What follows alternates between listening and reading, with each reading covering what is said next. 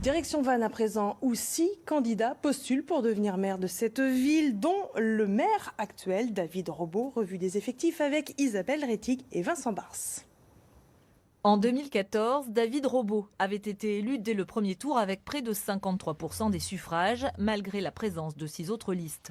Depuis, le successeur de François Goulard à la mairie de Vannes a quitté les Républicains pour se rapprocher du centre. Pour sa réélection, il compte néanmoins sur un large soutien à droite et surtout sur son bilan.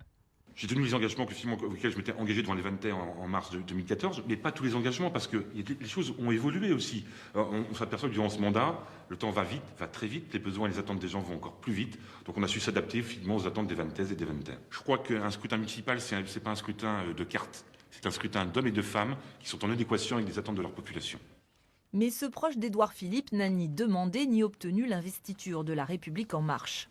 C'est Patrick Lemestre, ex-doyen de la faculté de droit de Vannes et novice en politique, qui est à la tête des marcheurs. Merci bien. Bonne continuation à vous. Peut-être que ça va jouer des tours au maire sortant, effectivement, plutôt. Moi, je défends les valeurs de La République En Marche, je soutiens de La République En Marche, et ce sont des valeurs dans lesquelles je me reconnais totalement. Et au contraire, cette volonté de réforme ne se fait pas sans difficulté, mais elle doit aller jusqu'au bout. Et véritablement, je les soutiens aussi localement. Parmi les priorités des 2 candidats, la sécurité, la rénovation des logements ou encore la mobilité. Pour réduire la circulation, faut-il des bus gratuits ou davantage de pistes cyclables? Des thématiques qui sont aussi au cœur de la campagne de Simon Husenin. Candidat malheureux en 2014, il porte les espoirs d'une partie de la gauche et des écologistes, dont il affiche les couleurs.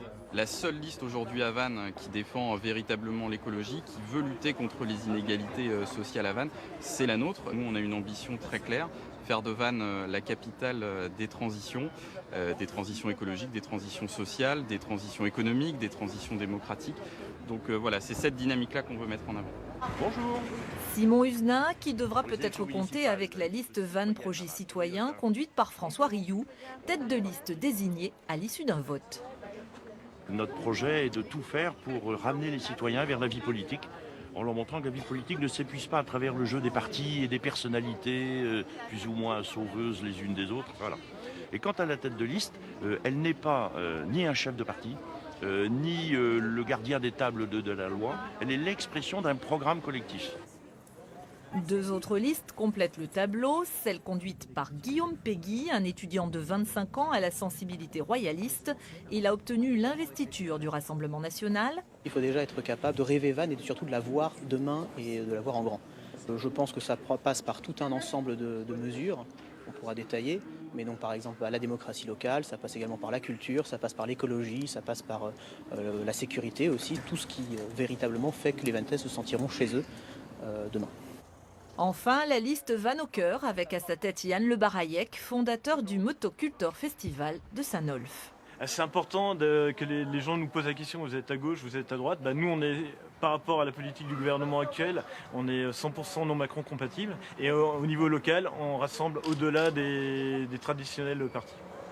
6 candidats pour briguer un siège convoité, celui de maire d'une commune classée dans le top 3 des villes les plus attractives de Bretagne.